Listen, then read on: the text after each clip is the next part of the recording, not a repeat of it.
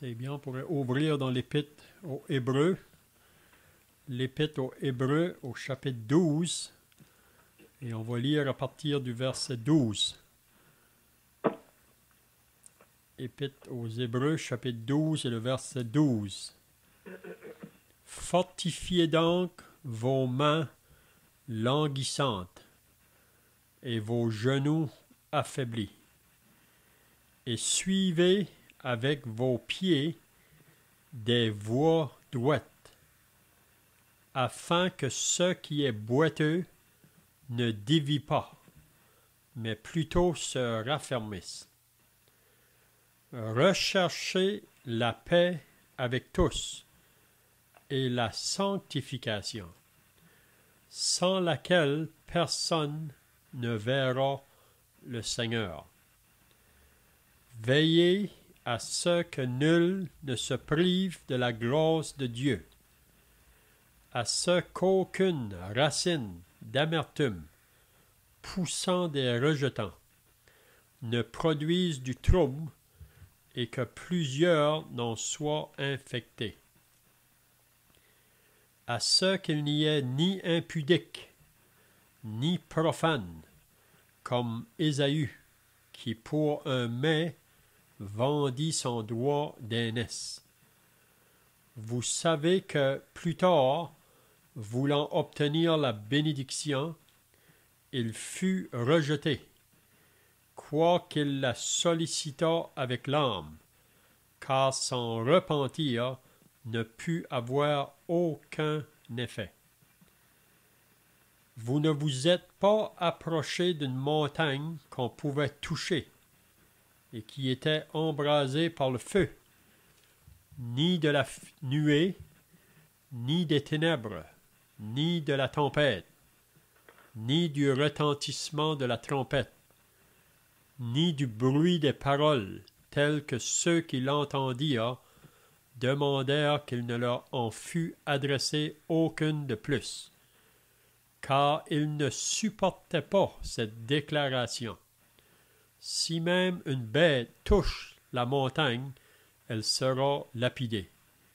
Et ce spectacle était si terrible que Moïse dit « Je suis épouvanté et tout tremblant. » Mais vous, vous êtes approchés de la montagne de Sion, de la cité de Dieu, du Dieu vivant, la Jérusalem céleste, des myriades qui forment le cœur des anges, de l'assemblée des premiers-nés inscrits dans les cieux, du juge qui est le Dieu de tous, des esprits des justes parvenus à la perfection, de Jésus qui est le médiateur de la nouvelle alliance et du sang de l'aspersion qui parle mieux que celui d'Abel. Gardez-vous de refuser d'entendre celui qui parle, car si ceux-là n'ont pas échappé, qui refusèrent d'entendre celui qui publiait les oracles sur la terre, combien moins échapperons-nous si nous nous détournons de celui qui parle du haut des cieux. On va arrêter là pour notre lecture. Donc, on continue toujours dans ce chapitre 12 de l'Épître aux Hébreux. Puis peut-être qu'on pourra encore rappeler que l'auteur de cette épître n'est pas mentionné. On sait qu'il y a des personnes qui ont essayé de trouver l'auteur qui avait écrit cette épître, mais ce n'est pas mentionné. Puis on croit que la raison qu'il n'a pas mentionné son nom, c'est parce que il veut élever la personne du Seigneur Jésus à son plus haut degré, si on peut dire là. L'Épître aux Hébreux, c'est vraiment la raison elle a été écrite à ces croyants-là pour faire comprendre que Jésus est au-dessus de tout. Il est supérieur de tout, même ceux qui étaient associés à l'ancienne alliance. Il est plus grand, même si on lit dans les premiers chapitres, il est plus grand que les anges, il est plus grand que Moïse, Il est plus grand que Aaron. Donc, Jésus est supérieur. Puis la raison qu'il a écrit cette lettre ici, c'est parce que les chrétiens, après 35 ans environ que l'Église a commencé, passaient par des grandes difficultés. Puis une de ces difficultés, c'est qu'il y en a qui étaient parmi eux, puis qui ont laissé pour retourner de nouveau au judaïsme, retourner de nouveau aux choses physiques, aux choses associées à la loi, au temple, les choses qu'ils peuvent voir par la vue. Mais vous savez que la vie chrétienne, c'est une marche par la foi. Puis l'auteur de l'Épître aux Hébreux, comme j'ai dit, il veut surtout élever la personne du Seigneur Jésus-Christ. Puis c'est ça qu'il veut faire comprendre à ces croyants-là, qu'avec en Jésus-Christ, nous sommes du bon côté, si on peut dire. C'est ça le meilleur. Donc, qu'est-ce qu'on avait vu dans les dernières semaines, là, c'était concernant la discipline dans la vie des croyants. On avait dit que chaque croyant passe par ce temps de discipline ou de châtiment. Puis c'est toujours dans le but, là, de nous approcher de Dieu davantage. C'est ça le désir de Dieu, qu'on puisse rester près de lui, parce que on a une nature en nous charnelle qui s'oppose aux choses de l'Esprit de Dieu. Puis le danger, parfois, c'est de céder à ses désirs, à ses passions. Puis Paul exhorte les chrétiens de marcher selon l'Esprit afin de ne pas accomplir les désirs de la chair, parce qu'elle est toujours là. Puis on peut voir même les chrétiens à qui cette lettre a été écrite, on peut voir qu'un des problèmes probablement qui a causé, là, qui sont venus languissants et affaiblis, c'est qu'ils ont détourné leurs yeux sur leur Sauveur. Ils avaient leurs yeux ailleurs, si on peut dire. Puis on avait dit dernièrement que c'est très important où nous regardons. Vous savez, l'ennemi, le diable, veut détourner nos regards sur les choses d'en haut pour nous tourner vers les choses de la terre. Puis ça ne prend pas du temps. Si on commence à regarder aux choses de ce monde, il y a le danger qu'on peut glisser. C'est un peu comme Asaph, si vous lisez dans le psaume 73, quand il a commencé à regarder aux méchants autour de lui, puis qu'il prospérait. Donc, ça dit que son pied était sur le point de glisser. Mais après qu'il a commencé à considérer la fin des méchants, il a réalisé qu'être avec Dieu et marcher du côté de Dieu, c'est ça qui est vraiment la bénédiction. Donc ce soir, on va partir au verset 12. On avait peut-être regardé ça un peu la semaine passée, là, mais on peut revenir. Quand que l'auteur va dire « Fortifiez donc vos mains languissantes et vos genoux affaiblis. » Donc il exhorte ces chrétiens-là à se fortifier, parce qu'on voit qu'ils étaient sur le point là, de se laisser aller. Et vous savez, les mains languissantes, là, ça veut dire qu'ils étaient fatigués, puis ils voulaient simplement peut-être à la pensée pourquoi continuer. Hein? Puis même les genoux affaiblis. Puis ici, c'est bien aussi de réaliser que ces croyants-là, c'est comme si qu'ils passent dans une deuxième vague de grandes persécutions. Ils ont connu ça au début de la vie chrétienne, mais là, on voit que 35 ans plus tard, la persécution vient de nouveau, puis surtout, c'est qu'il y en a parmi eux qui se sont détournés pour s'en aller dans le judaïsme. Puis c'est la raison pourquoi je crois que l'auteur de l'Épître aux Hébreux les exhorte à regarder à Jésus ou à regarder à ceux qui marchent. Le danger, souvent, c'est que on tourne nos regards sur ceux qui ne marchent pas ou ceux qui s'éloignent. Mais c'est pas là qu'on doit regarder. On devrait regarder toujours sur le Seigneur Jésus qui est l'exemple suprême, mais aussi regarder à des frères et des sœurs qui persévèrent, qui marchent, qui sont un bon exemple. Puis ça va nous préserver dans la vie chrétienne. Donc c'est ça, je pense, qu'on pourra voir ici, là. Donc, c'est tout ce que je vais dire, là. Donc, s'il y a des frères qui ont des pensées, avec le verset 12 et 13, ça va un peu ensemble, là.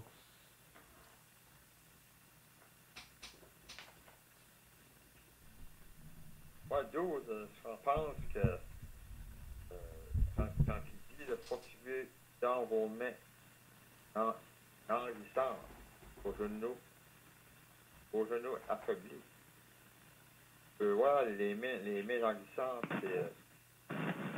c'est d'une prise ferme. Avoir une prise ferme avec nos mains. Une prise ferme pour mains fatiguées. Et on pense aux genoux tremblants, tenez-vous solidement sur vos jambes tremblantes. Des fois, on peut trembler. Ça dit de nous chaîne sur les deux jambes. De pas trembler. Si nous chaîne sur les deux jambes, les mains, ça nous parle de chaîne nos mains. Chaîne une prise. Avoir une prise, c'est ça. Quand tu pognes de quoi, c'est une prise, il faut le tenir. Les mains fermes pour vos mains fatiguées. Peut-être que vous avez d'autres pensées là-dessus. On sait que l'Épître aux Hébreux, c'est toujours une question d'être meilleur. Et le verset 12, fortifiez donc vos mains languissantes et vos genoux affaiblis. Moi, je pense que, peut-être je peux me tromper, mais c'est pas vraiment une question physique, mais c'est plutôt une question de paresse spirituelle. La négligence, par exemple, dans la prière, la négligence dans la lecture de la Sainte Parole de Dieu. Pourquoi je dis ça, c'est qu'au verset 13, il dit « Et suivez avec vos pieds des voies droites, afin que ce qui est boiteux ne dévie pas, mais plutôt se raffermisse. » Donc c'est là qu'il y a des problèmes pour un chrétien de pouvoir s'éloigner, de suivre des voies qui ne sont pas droites, des fois de retourner à ceux qu'ils avaient vomi, ceux qu'ils avaient laissés de côté. Lorsqu'on lit, par exemple, au chapitre 13 et au verset 15, là, ça nous dit « Par lui, offrant sans cesse à Dieu un sacrifice de louange, c'est-à-dire le fruit de lèvres qui confesse son nom. » Donc, je pense que c'est une question spirituelle, c'est une question de vouloir demeurer fidèle au Seigneur et à Dieu. Surtout, on a besoin, chacun de nous, de la prière, de prier même pour chacun de nos frères et nos sœurs dans le Seigneur, afin que nous garder fidèles en toutes choses.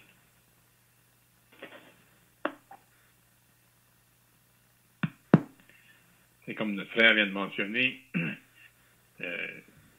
question de conditions spirituelles, des croyants, par les circonstances, ils avaient été affectés, puis ils avaient été affectés spirituellement. Et peut-être au début, c'était émotionnellement, ils étaient troublés par ceux qui avaient quitté, s'étaient détournés, mais éventuellement, ça a eu un impact sur eux, et ils étaient dans une condition, comme on voit au verset 12, il fait référence aux mains et aux genoux, mais vraiment, comme ça vient d'être dit, c'est c'est d'une manière illustrée pour parler d'une condition spirituelle. Donc, les croyants sont exhortés à fortifier leurs mains languissantes et les genoux affaiblis. Mais on voit quelque chose qui va être progressif par la suite. Il y a une volonté de vouloir que les choses soient affermies. Là, on va au verset 13. « Et suivez avec vos pieds des voies droites, afin que ceux qui est boiteux ne dévient pas, mais plutôt se raffermissent. » Donc, en direct, c'est qu'on revient au début, il faut être affermi. Il faut se tourner vers Dieu, c'est comme on vient d'entendre, même regarder à sa parole, et en suivant les voies droites, ce qui est boiteux ne va pas dévier. Qui fait référence juste avant, justement, les genoux affaiblis, les mains languissantes, mais plutôt va se raffermir. C'est dans les circonstances, eux, ils regardaient ailleurs, ils regardaient même à ceux qui s'étaient détournés. Et là, c'est comme même que notre frère a fait référence dans l'ouverture, regarder au Seigneur Jésus, puis éventuellement, là, les regards vont être refocusés à la bonne place et la conduite va être affermie.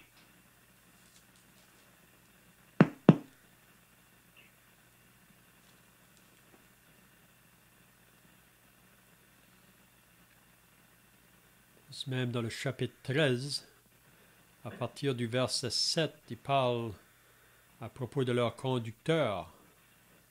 Qu'est-ce qu'il leur dit là? Souvenez-vous de vos conducteurs qui vous ont annoncé la parole de Dieu. Considérez quelle a été la fin de leur vie et imitez leur foi. Donc, quand il nous dit au verset 13, « Et suivez avec vos pieds des voies droites », c'est comme qui a été dit là, c'est qu'on cherche à suivre des voies qui sont en accord avec la volonté de Dieu. Puis, on peut voir des exemples de personnes qui ont marché fidèlement, puis ces personnes-là peuvent être une bonne influence sur nous. Parce que si on marche fidèlement dans notre marche pour le Seigneur, ça va être une influence sur les autres. C'est comme qu'il dit, afin que ceux qui est boiteux ne dévient pas, mais plutôt se raffermissent. Donc, notre marche dans la fidélité, là, ça peut affermir les autres qui nous entourent. Si vous voulez, on pourrait lire un passage dans Jérémie, au chapitre 6. C'est un peu la même pensée, là. Jérémie au chapitre 6. On sait que Jérémie, ici, il est appelé à parler au peuple d'Israël qui s'avait égaré du chemin. Donc, Jérémie 6 et le verset 16, on lit « Ainsi parle l'Éternel. Placez-vous sur les chemins, regardez, et demandez quels sont les anciens sentiers, quelle est la bonne voie, marchez-y. » C'est un peu la même pensée là, de l'Épître aux Hébreux, de suivre la bonne voie. Quelle est la bonne voie, marchez-y, et vous trouverez le repos de vos âmes. Mais là, la réponse du peuple, ils vont dire, mais ils répondent, nous n'y marcherons pas. J'ai mis près de vous des sentinelles, soyez attentifs au son de la trompette. Mais ils répondent, nous n'y serons pas attentifs. C'est pourquoi écoutez, nation, sachez ce qui leur arrivera, assemblée des peuples. Donc, on sait que pour Israël, ils ont refusé d'écouter le prophète ici. Puis c'est la raison pourquoi ils ont pris des chemins égarés. Puis on sait que qu'est-ce qui va prendre place, c'est un jugement que Dieu va porter sur eux autres. Donc, je pense que c'est la même pensée avec l'Épître aux Hébreux, là. L'importance de regarder pour suivre les voies qui sont droites.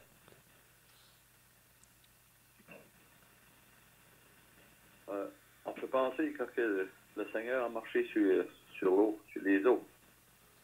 Pensez au Seigneur qui a marché sur les eaux quand que Pierre était dans la barque. Il a dit au Seigneur qu'il pouvait aller vers lui. Pensez que Pierre a commencé à marcher sur l'eau. Mais ça nous dit qu'il a eu peur, il a commencé à enfoncer. On peut penser que Pierre a ôté ses yeux dessus le Seigneur. Pour cela que, pour nous, frères et sœurs, où est-ce que sont nos regards? Est-ce qu'on a nos regards sur ce monde, comme on a entendu au commencement, ou nos regards sont sur le Seigneur? Si on a nos regards sur le Seigneur, on va être bien heureux. Mais ça dit, marchez avec vos pieds, suivez les voies droites. On peut penser quand on était converti, puisqu'on allait avec nos pieds. On allait de des places de péché, des places de boisson, des places de débauche, mais en étant sauvés, aujourd'hui, en étant chrétiens, est-ce que nos pieds, est-ce qu'on marche pour le Seigneur? Est-ce que nos pieds sont dirigés vers le Seigneur?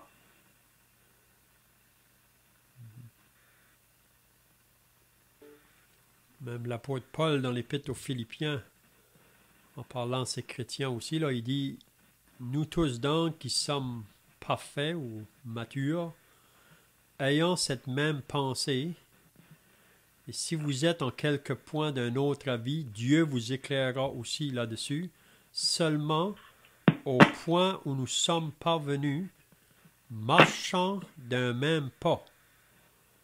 Soyez tous mes imitateurs, frères, et portez les regards sur ceux qui marchent, selon le modèle que vous avez en nous. » Donc encore ici, Paul exhorte les chrétiens d'avoir leurs yeux tournés sur les personnes qui vont être une bonne influence sur eux autres.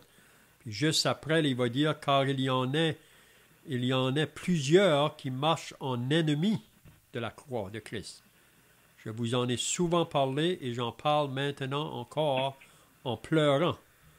Leur fin sera la perdition.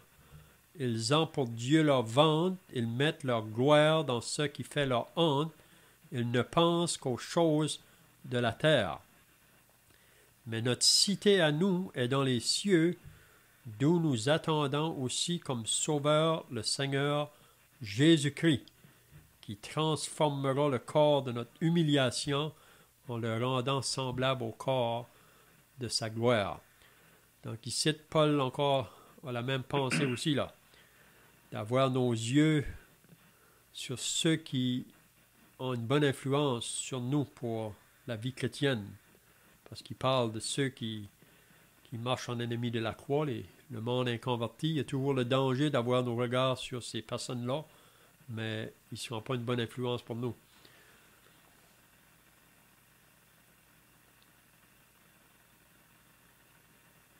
Donc, je ne sais pas si vous avez remarqué, mais il va dire au verset 12, « Fortifiez donc vos mains. » Le verset 13, « Suivez avec vos pieds des voies droites. » Le verset 14, « Recherchez la paix avec tous. » Et la sanctification. Et le verset 15, « Veillez à ce que nul ne se prive de la grâce de Dieu. » Donc, c'est tout comme des exhortations, là, ou pour qu'ils puissent être relevés, si on peut dire, là, dans la course. Et on veut penser à 14, rechercher la paix avec tous, la sanctification. C'est essayer de se maintenir en dehors des querelles, cherchant à vivre une vie pure et sainte. Et pour les chrétiens, on doit chercher à vivre une vie pure et sainte. Parce qu'il dit, car celui qui n'est pas saint ne verra pas le Seigneur.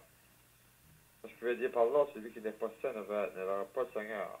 En les tissant, en cause quand le Seigneur comme sauveur, le Seigneur nous voit aussi comme des saints.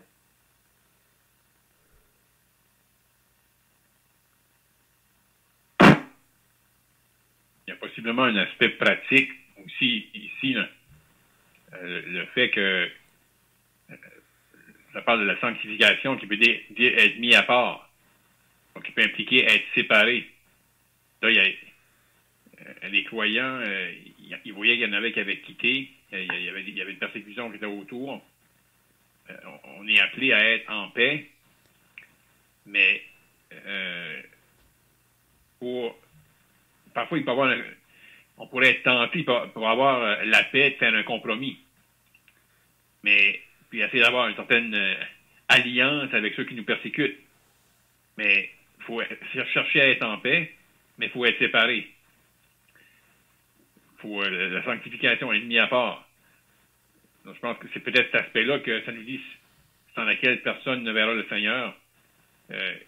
Si qu'on n'est pas séparé, qu'on n'est pas mis à part pour Dieu, d'une manière pratique, notre communion avec Dieu, notre relation avec Dieu, de jour en jour, elle va être affectée. On ne peut pas voir clairement la main du Seigneur et la volonté du Seigneur si on n'est pas séparé.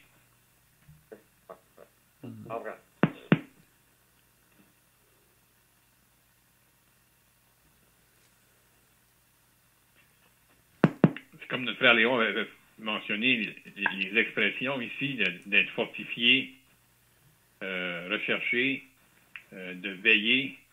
Donc, c'est des verbes d'action. C'est actif. Ça me fait penser au cantique même qu'on a chanté au début de la réunion. Revêtons notre armure. Donc, le croyant est dans un combat. Il faut qu'il soit fortifié.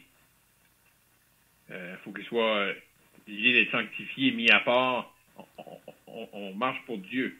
Donc, on marche totalement contraire au monde. On est dans le monde, mais on est pour Dieu. Dans le combat, dans la vie chrétienne, il faut veiller, parce qu'il y a un ennemi. L'ennemi est là, puis c'est comme dans n'importe quelle bataille, même les batailles réelles sur la terre, lorsqu'il y a une guerre, l'ennemi cherche l'occasion favorable.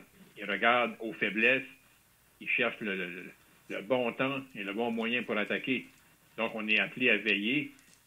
Puis là, on voit des choses qui peuvent se produire, qui pourraient s'introduire parmi nous, que si on ne veille pas, ça va causer du trouble. On va le voir un peu plus tard. Donc, on pourra donner des commentaires. Chacun pourra dire quelque chose là-dessus, mais on va voir que si on ne veille pas, il y a quelque chose qui peut prendre place, qui peut avoir un effet vraiment néfaste sur le peuple de Dieu.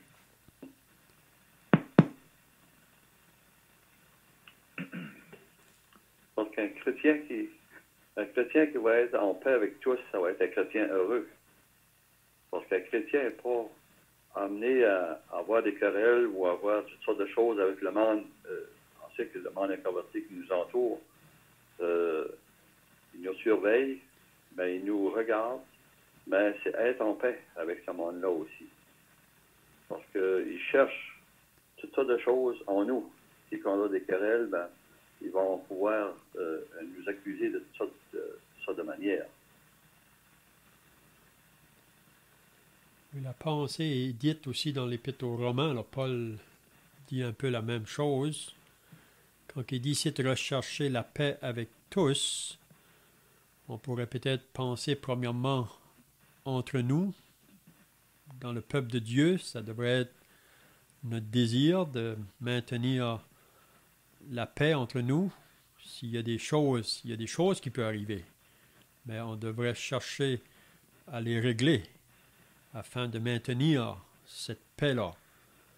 Puis comme on avait parlé dimanche passé là, concernant l'importance de nous aimer les uns les autres, c'est comme ça que le monde va reconnaître qu'on est vraiment ses disciples, vraiment, si nous avons de l'amour les uns pour les autres.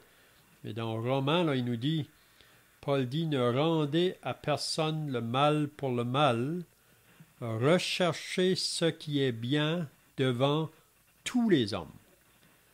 Donc, ça va plus loin que seulement parmi nous. Il faut rechercher ce qui est bien devant tous les hommes, s'il est possible, autant que cela dépende de vous, soyez en paix avec tous les hommes. Donc, parfois, il y a peut-être des personnes que on peut pas là, qui veulent pas vraiment être réconciliés, le monde inconverti, parfois là, on aimerait d'avoir la paix, mais on dirait qu'ils veulent toujours continuer peut-être à vouloir nous faire du mal. Mais de notre côté, nous, on devrait toujours chercher là, à vouloir établir la paix avec tous. Ne vous vengez point vous-même, bien-aimés, mais laissez agir la colère car il est écrit. Donc ça, c'est un autre côté là, de ne pas se venger. Si quelqu'un nous fait du mal, c'est qu'on devrait chercher à leur faire du bien. Donc, rechercher la paix avec tous et la sanctification. Donc, ça, c'est vraiment une vie associée à la sainteté. Vous savez, quand on s'éloigne, il y a toujours le danger, là, de permettre des choses dans nos vies qui est contraire à la sainteté. Mais on est appelé à marcher dans une vie de sanctification. Paul a enseigné ça aussi aux chrétiens de Thessalonique. Si vous lisez dans le chapitre 4 de 1 Thessalonique, là, Paul disait « Ce que Dieu veut, c'est votre sanctification.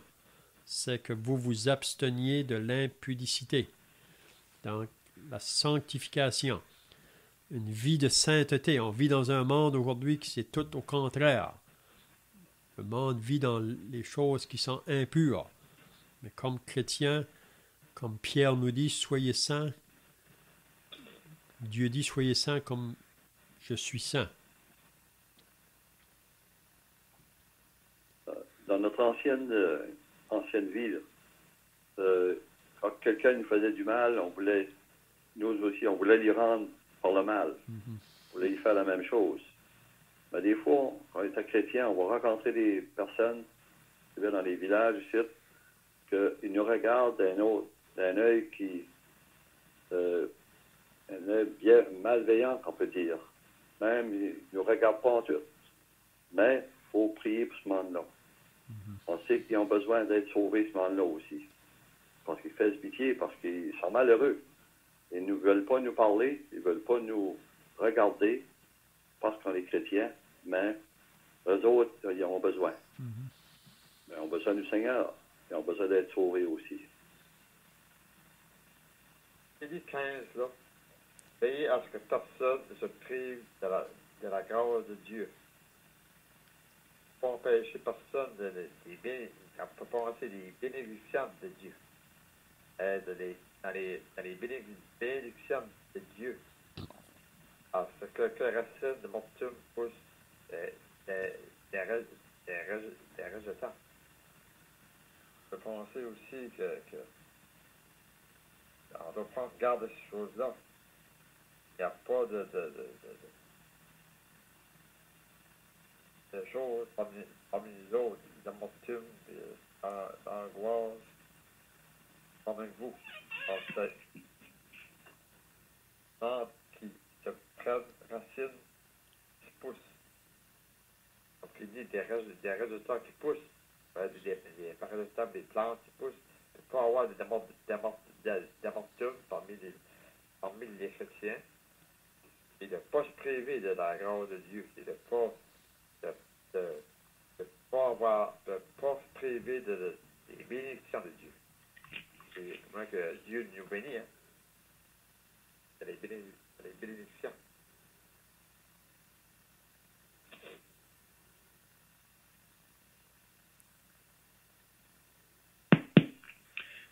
Il peut aussi possiblement avoir des situations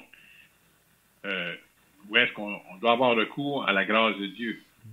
On est exhorté à aller au trône de la grâce, mais ici, si on se prive dans une circonstance de la grâce, il faut l'admettre, des fois, il y a des situations qu'on a déjà tous confessé, on a pu passer par-dessus des épreuves, ou peut-être des persécutions, des choses qui nous avaient été faites, puis on le confessait, c'était par la grâce de Dieu qu'on a pu le faire. Mais là, si on se prive de la grâce, c'est qu'à un moment donné, sans la grâce de Dieu, il peut y avoir des situations qu'on peut avoir de la difficulté à pardonner ou à passer par-dessus. Puis là, lorsque ça prend place, il peut y avoir une racine d'amertume qui est en train de germer. Puis, l'auteur de l'Épître aux Hébreux, il utilise le terme une racine d'amertume. Mais justement, ça commence peut-être avec se priver de la grâce. Là, il y a une racine d'amertume, mais ça ne va pas rester là. Si ce n'est pas réglé, si on ne recourt pas à la grâce, la racine d'amertume, elle va produire des rejetons. C'est comme, on connaît tous, si on a déjà jardiné, on arrache une mauvaise herbe, mais s'il reste un morceau de mauvaise herbe, un morceau de racine, éventuellement, ça va en produire d'autres. Là, on va plus loin. Si ça produit des rejetons, ça va produire du trouble. Puis plusieurs peuvent en être affectés. Infectés, donc ça commence tout petit, quelque chose qui était peut-être petit, mais si c'est négligé, si qu'on se prive de la grâce, mais éventuellement, il va y avoir une racine d'amertume qui va pousser des rejetons, puis plusieurs pourraient être infectés. Donc, c'est quelque chose de solennel qu'il faut considérer, puis on est justement exhorté à veiller à ce que personne ne se prive de la grâce de Dieu. Donc, ça nous montre encore l'importance que la grâce de Dieu, elle est nécessaire pour tous. Donc, il n'y a pas de situation qu'un chrétien qui pourrait dire, moi, je suis dans une condition spirituelle, puis j'ai pas besoin de la grâce de Dieu. C'est encore plus réel. Si on est spirituel, plus près du Seigneur qu'on va être, plus qu'on va réaliser, on a besoin de la grâce de Dieu. Moi, des fois, ici là, dans mon jardin, des fois, je prends la fable pour essorber. Je sens un frère, des fois, puis je dis ça, je dis, si que je prends pour essorber, puis si je creuse assez creux, j'arrache la racine. Mais si je laisse la racine là, même si je l'arrache, si quand elle est la face en bas, la racine, elle va encore pousser de nouveau. Je vais vouloir pogner la racine puis la lever par en l'air. C'est rien de même qu'on mettait la racine par en l'air, elle chasse. Elle chasse puis elle meurt. Ça fait penser à ça pareil un peu, hein?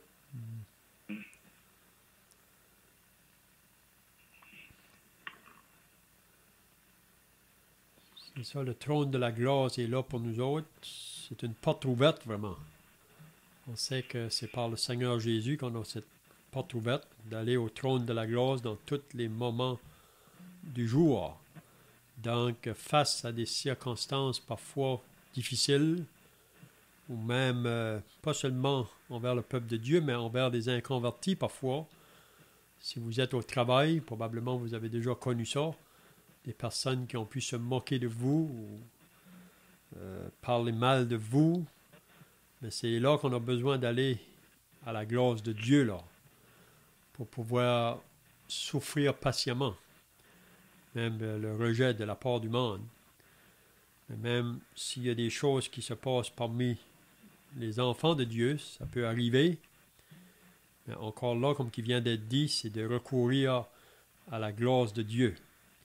La grâce de Dieu, on lit dans Tite, source de salut pour tous les hommes a été manifestée. Elle nous enseigne. Et elle nous enseigne des choses. Donc je vois que le temps est passé. À moins que quelqu'un a d'autres choses à ajouter, là. Sinon, un frère peut terminer par la prière, puis si quelqu'un a un cantique.